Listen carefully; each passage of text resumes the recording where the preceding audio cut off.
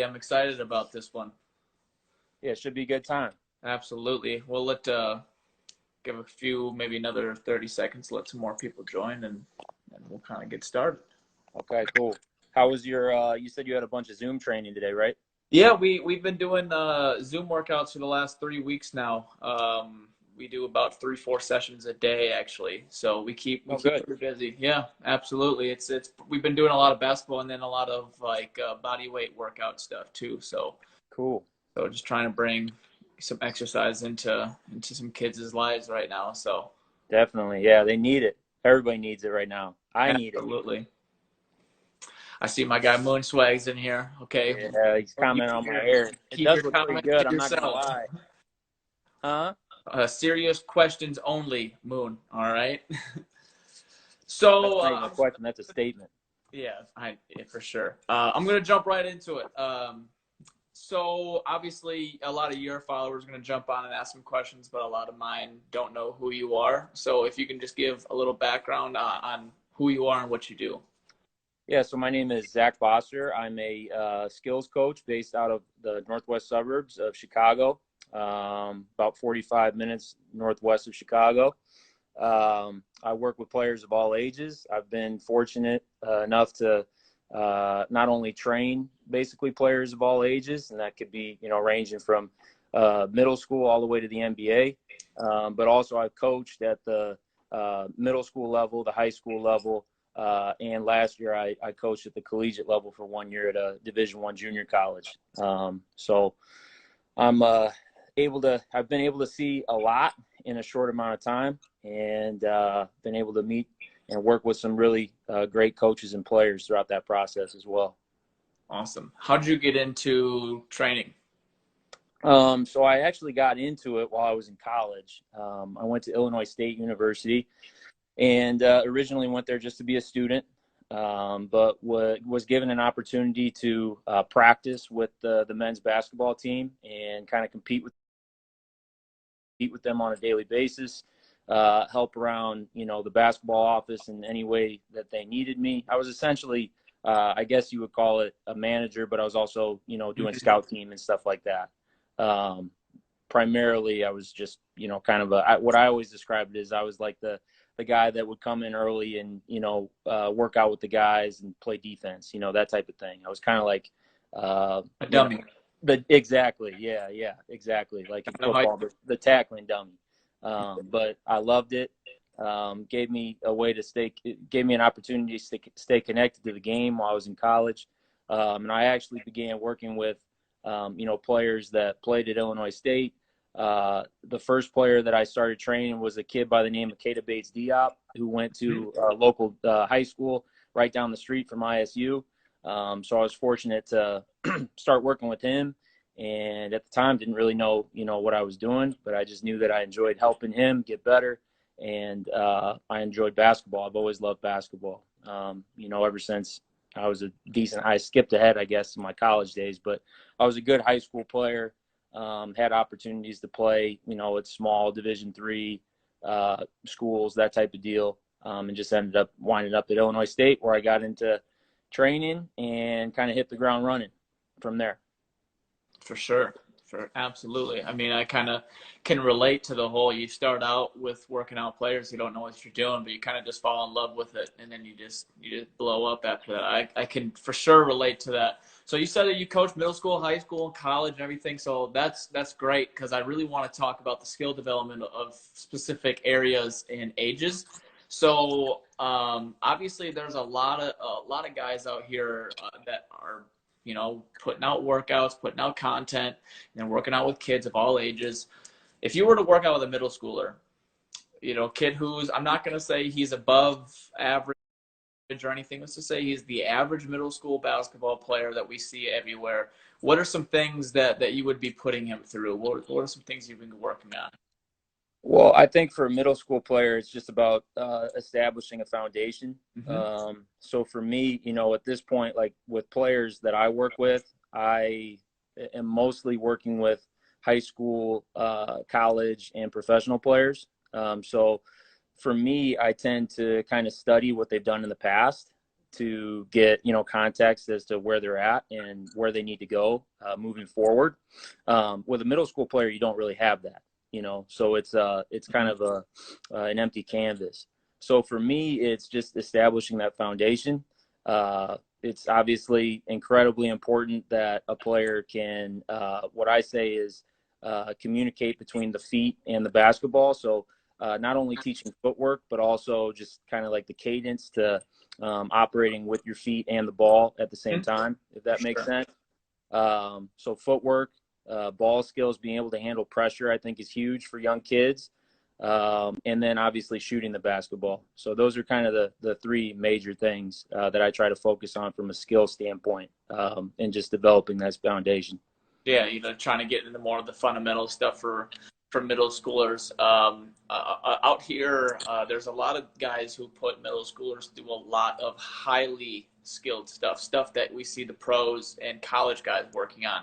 I'm not a big advocate of that just because I watch middle schoolers miss layup after layup, can't make consistent jump shots. So, you kind of just hit it on the nail that you kind of just focus on the fundamentals. It's the foundation, which foundation for a basketball player is all the fundamental things. So now let's move into high school. Some high schoolers are different, and sometimes you can get into some of those more highly skilled stuff that you see the pros working on, but some aren't. And I kind of always have had the approach with high schoolers of let's figure out, are you very skilled? Do we need to work on your footwork? Do we need to work on different stuff that's going to get you more opportunity to score? And at the same time, I try to balance it with let's get our game-like reps up as much as possible. So what would you be doing with a high schooler? Yeah, with a high schooler, and I forgot to mention earlier, and you hit on it, obviously finishing with both hands is at a premium for, a middle school player. I think if you can handle the ball and get the spots and also finish going to your weak hand, that's a huge advantage for young kids. But for a high school player, not much really changes other than, like you said, I'm starting to put them in situations. So for us, my belief is that our responsibility is just to help players kind of discover and understand, how to use different solutions when they confront certain situations in games. And hopefully by the time you get to high school, you have that foundation sort of built up, I guess I should say. You have an understanding. What I always say is you got to know your game, so you have an understanding at this point, at least a little bit, who you are as a player. Mm-hmm. And I'm thinking more like a varsity player. So you have an understanding of what you need to do in order to succeed as an individual and contribute to the team. And from there, we're building upon that foundation by putting you not only through kind of the scripted stuff where it's more on air, 1-on-0 type stuff, but now we're adding small-sided games where you're playing situational 1-on-1, 2-on-2, 3-on-3. Sure. I always say the game is played in 2s and 3s, right? So what I mean by that is, anytime there's a ball screen, that would be a 2-on-2 action. Mm-hmm. Anytime, you're in a ball screen and the corner's filled on the ball side, that would be a 3-man action, those sorts of things. A pin down is a 3-man action. There's got to be connectivity between the passer, the screener, and the cutter. So starting to introduce those types of concepts, obviously, as a middle schooler is important. But now I think once you get to the high school level, you start to progress from spending maybe 70-30 in terms of like going from middle school, spending 70% of the time working on air skills or maybe kind of dummy defense skills. In high school, I tend to do like 50-50 with the kids that I work with. Okay. So we're getting a warm up in, we're working on, finishing. We always start close to the rim. We're working on, 3 to 4 finishes in a session. We're talking about, kind of what we're focusing in on that particular day, depending on what time of the year it is for the kids, and depending on what, program they play for in the area that I'm out of. That's the other thing. I'm connected fairly well to most of the programs in the area of the kids that I work with. So I have an understanding of conceptually what they're doing offensively and defensively. And we just try to, be an extension of what they're doing and what they need to be able to do successfully on the court for their teams, but I'm putting them in scenarios where they have the ability and the freedom to kind of figure things out for themselves and find out what works and what doesn't, in small-sided scenarios where it's not, you know, a 5-on-5 situation where they don't always have those types of opportunities to showcase and discover those skills. I don't know if that makes sense. Oh, it does, for sure. Absolutely. Yeah, that's a long-winded answer to what I guess you're asking, but I start to kind of progress to thinking that way with the high school kids. Yeah, absolutely. So obviously, we are in two very different areas. You up in Illinois and Chicago, and me in the middle of South Dakota. So the recruitment process is going to be very different between the kids that you're working with as opposed to the kids that I'm working with. So I have pretty decent network and connection with all the college programs in our area. And so I would have to think that a lot of our kids out here, they get recruited. And, you know, we have a handful of NAIA programs. And as you probably know, NAIA programs, they have an ability to have a JV program as well. So a lot of kids out here get recruited. But I think it might be different for kids in Illinois, kids who are super, super talented and skilled that could for sure get offered and recruited if they lived here, but they kind of fall through the cracks because there's so much talent in your area. So if you could, you know, talk about like the importance of the recruitment process, you know, some things that obviously you coach at a JUCO level. So maybe some things that like you would look for while you were recruiting an athlete. Well, I mean, I think it comes down to as simple as this when you're evaluating a player at the high school level. You know, can they make shots? Can they defend their position? And all in all, like, you know, if I'm recruiting a basketball team, the way that the game is trending, if I'm recruiting a player, I want a player that can handle, pass, shoot, you know, a skilled basketball player. The game is kind of trending towards more of a positionless game. For sure.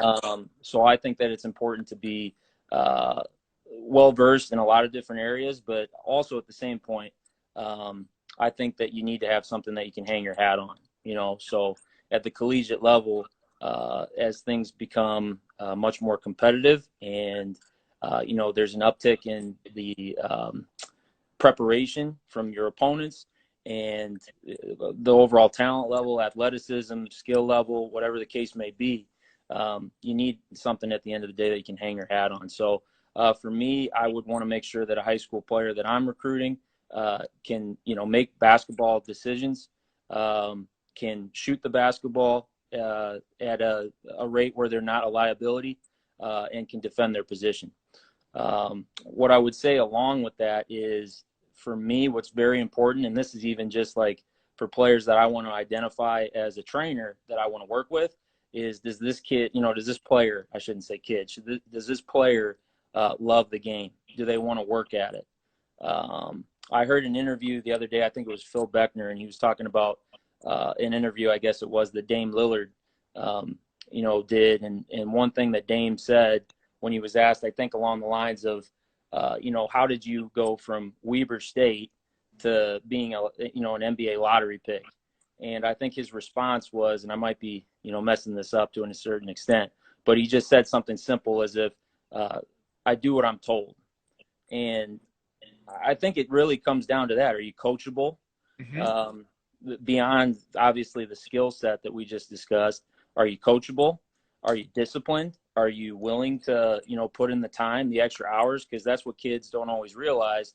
The thought of playing Division I high major basketball sounds great, but when you get there and, you know, you're not the man anymore, your role completely changes. You got to get up early. You got to, you know, get to class on time. You got to, you know, abide by what your strength coach is telling you to eat and drink and all those sorts of things. And all of a sudden you don't have any time in the day to do what you want to do. You're going to have to really love basketball. So those are the types of guys that I would want as a college coach. Mm-hmm. And I think that's just an important part for your development as a player, whether you're going to, you know, be successful or not. Your ability to handle, you know, to be resilient, I guess I should say, to handle adversity. And I think that, you know a guy that was able to do that through the course of his career. And he's a guy that I'm sure that you talk about all the time. But I truly believe that that's a huge separator for players transitioning from the high school level or the college level, is just how much do you love the game? How good do you want to be? How successful do you want to be as a player, as a teammate? And where do you want to go from there? I guess I've always said that I think a lot of players want to be great. They want to be successful. But a lot of them won't buy into being coached. They won't buy into being pushed.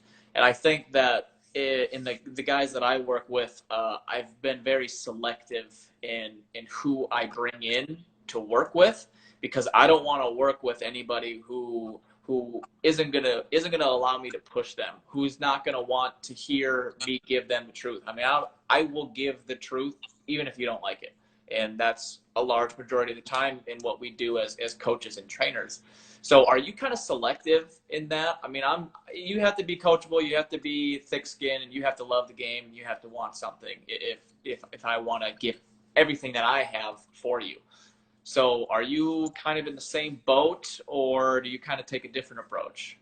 Yeah, so I think just one of the defining factors of a good leader, of a good coach, and I think that's what we both do. I think that we're, people look to us as people that are influencing players, and at times, you're working with middle school and high school kids, so they're looking to you as a role model, as a leader. I think that strong leaders lead by example, and they don't ask the people that are kind of following them or working with them or under them, whatever the case may be. They don't ask them to do things that they're not willing to do themselves.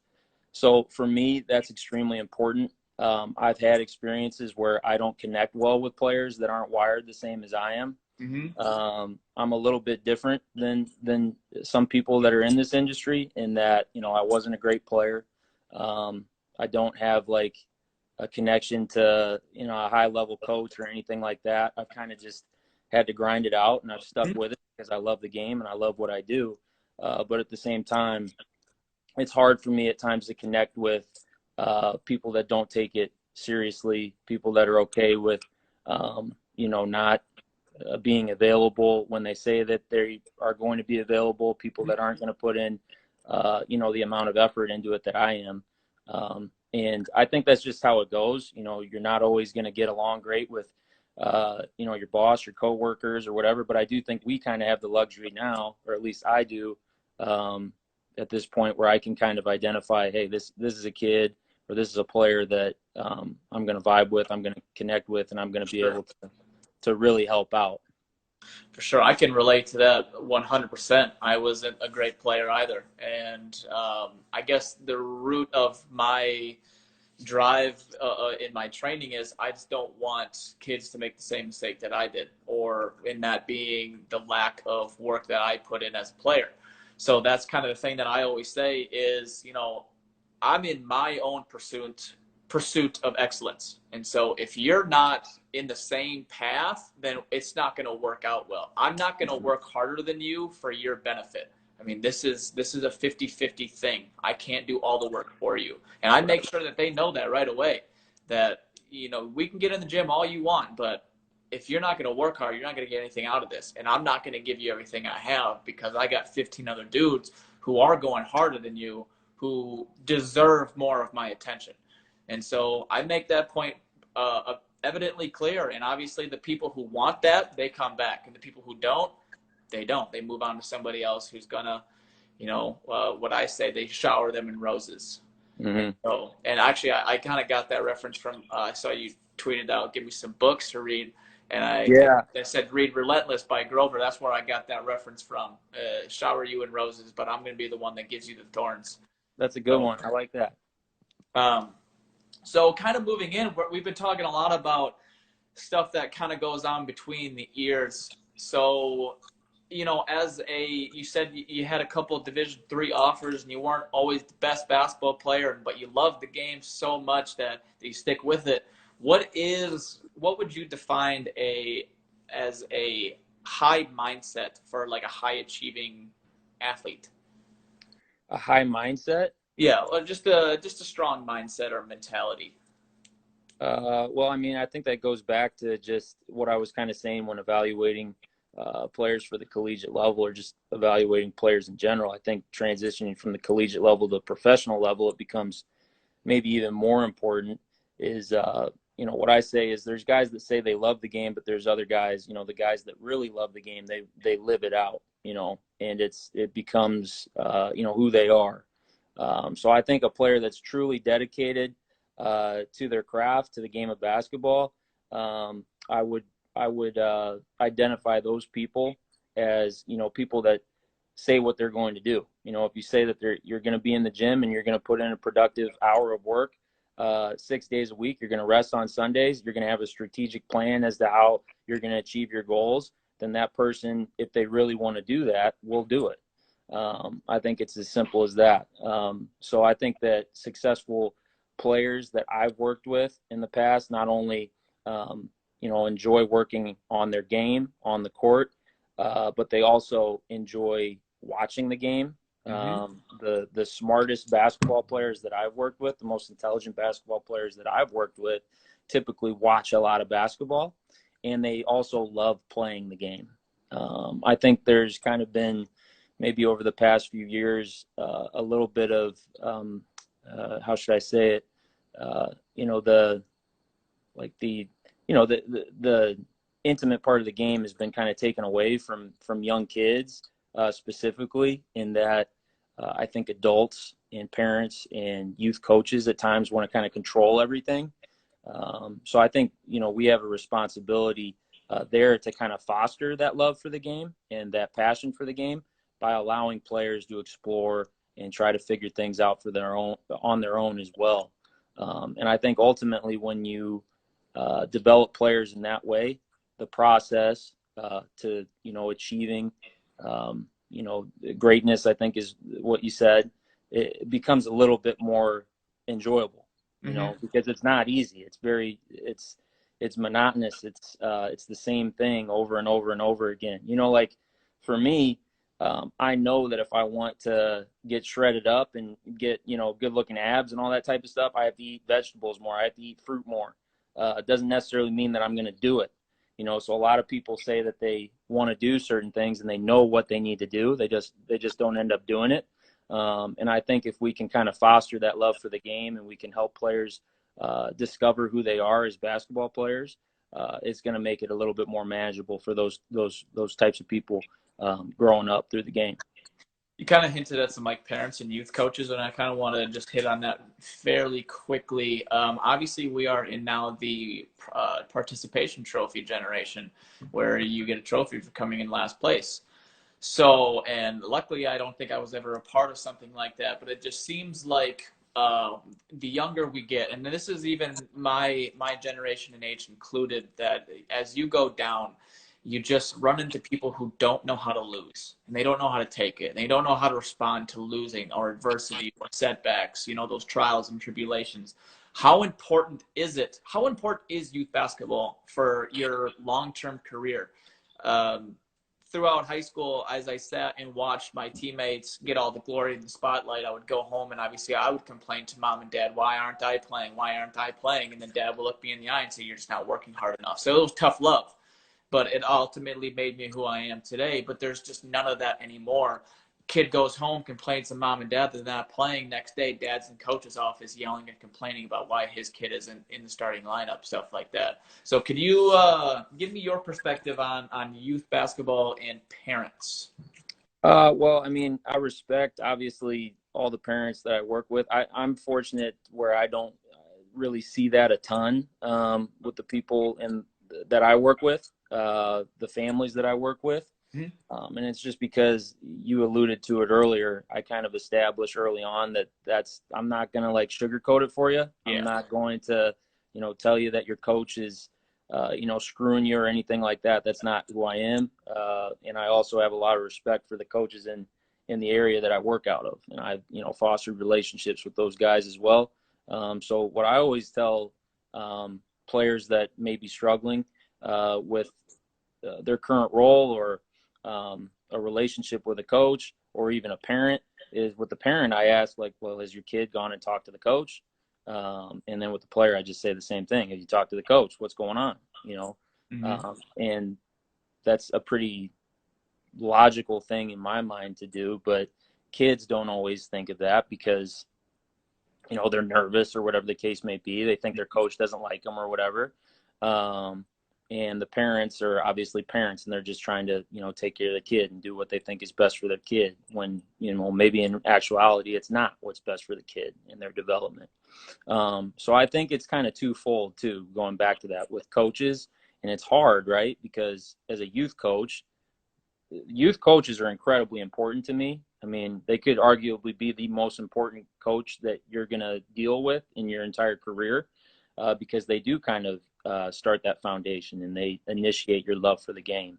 So it's an important responsibility, but unfortunately, there's not a lot of glory in it, right? So it takes some really special people and some really invested coaches to be a great youth coach and try to develop that relationship with the player, whether it's like I said, a youth coach, middle school coach, or a high school coach, where you've got that great relationship and there's an open line of communication, and the kid's not going to get his feelings hurt, or he's going to understand when he's being coached hard and it's nothing personal.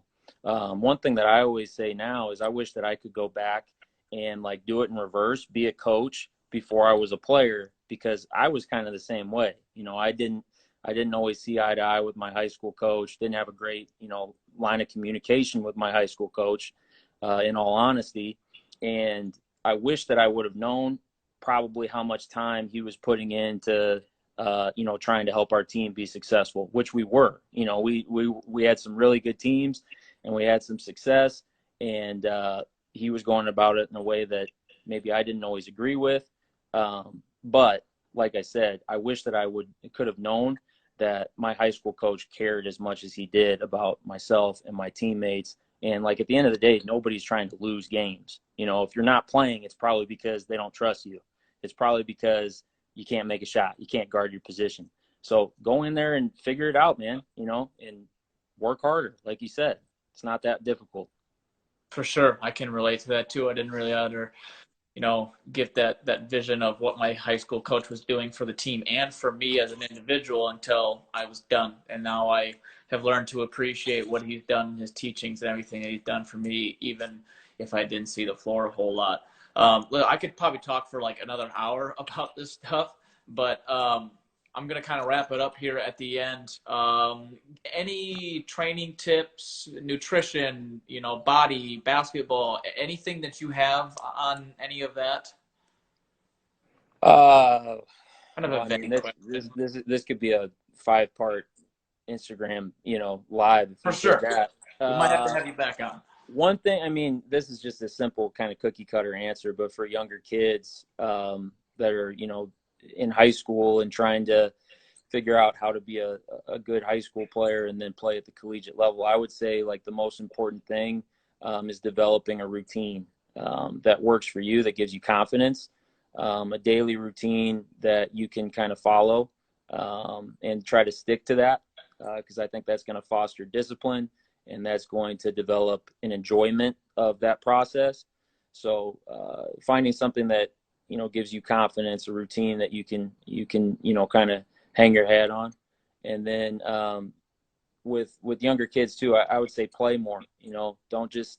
I think players are becoming more and more skilled, but to me, the decision is always going to be more important than the skill. So having, like I said earlier, the foundation, building up all those solutions, finding out what works best for you through individual skill work, but also trying to find time to play one-on-one, play 2-on-2, 3-on-3 situational stuff where you can, use those things in those types of situations and really start to feel those things, so that ultimately when you get into a game-like scenario where you're competing 5-on-5, you're not lost in translation. So I would say just try to find a routine that works for you. Hydration and nutrition, not my area of expertise, but definitely try to eat some green stuff, some stuff with color, and drink plenty of water. And then beyond that, just play and have fun. All right, small question before my last one. You and Moon ever play a one-on-one? And if so, who wins? Oh my God. Well, yeah, we did last week, and we played mid post, and I've got no chance. He's about 3 inches taller than me. He's got a 6'8" wingspan. I need a ball screen or a pin down, man. Like I'm not a one-on-one guy, so he kills me if we play one-on-one. He never let me. See, Moon, he's not in here, so I can say this because he's not listening. I broke Moon's ankles. I just want to point that out there. Okay. He was reaching, and I had to teach a little Well, bit. he didn't play defense until he got to Texas Tech. That's true. So. He didn't have to play defense in South Dakota. He just Right. got the ball every time down the floor. That's the life. That's true. I'm so happy he's not in here to call me out on that, but he'll deny it 100% of the time. But it was true. I broke. Oh, he knows. He knows. He knows. That's right. All right. Here's my last question. I'm actually going to answer this question myself, and then I'm going to ask you the same question, and I think it's an answer that you probably have. Question is, why do you love basketball? So I guess why do you love basketball is the question. So for me, I guess when I got into like the whole coaching and training thing very early. I was a junior in high school when I just decided that my personal development just wasn't going to explode in a quick amount of time for me to see the floor a whole lot. So as a junior, I already started pumping in with our youth in our high school program. Let's get in the gym. Let's start working. That's when I started studying, and I fell in love with the process. And ever since then, just the game has brought me to so many great places and has brought me so many great people that I will be in connection with for the rest of my life. And not to mention, it brought me to places like South Dakota, where I got to meet Moon, and I got to travel to places like Duke and UCLA and everything. And it's just been incredible. But beyond that, it's obviously just a place of escape. I mean, I'm living on my own or whatever, but if I still have problems going, I'll just go to the gym. I'll just shoot. It's kind of that escape. So why do you love basketball? I would say from an early age, I think that I was just exposed to it a ton. My grandma loved basketball, and I was able to go to like a bunch of high-level high school games. I actually grew up in Peoria, Illinois. I'm not sure if you're familiar with Peoria, Illinois, but when I was coming up, the number one player in Peoria, Illinois was Sean Livingston. Oh, wow. So he was the number one player in the state, and I think he was right there. It might have been Dwight Howard was number one, Sean was number two. So he's one of the most coveted recruits in the country. But I was able to watch him play, and I remember that early on. Just he was a huge motivating factor in like, man, like that guy's really good. I at the time, like I was a young kid, so I thought I was capable of reaching that same level. And obviously we found out years later that that wouldn't happen. But he was a guy that I really looked up to and was obviously an incredible basketball player. So I think that kind of initially sparked my interest in it. And then beyond that, like you said, it just, it was an escape for me as a kid. When things were, going wrong or I was going through a hard time, I could always go to the gym and kind of have that release and shoot the basketball and, hear the ball go through the net, those types of things. I just enjoyed being in the gym by myself and, trying to get really good at my game and improve. And then beyond that, like as a coach now and as a trainer, it gives me the opportunity to help people out, which I'm very passionate about. My dad is a pastor, my mom is a teacher, so it kind of is in my blood a little bit, I guess, to teach and to help others. So that's something that I love that now through training and coaching, a lot of people have opportunities to help people out and help families, help individual players. And, in return, like you said, foster some incredible relationships that for me and for yourself, I'm sure are going to last for a lifetime. Absolutely. It was a great answer. Not many people can actually answer that question. I ask that question a lot to players, and they never actually take the time to think about why do I love basketball? Well, I've just always done it. That's kind of the typical answer I get. Listen, I thank you so much we got to break you out of Illinois and get you out to South Dakota to show you what a real hoop state looks like.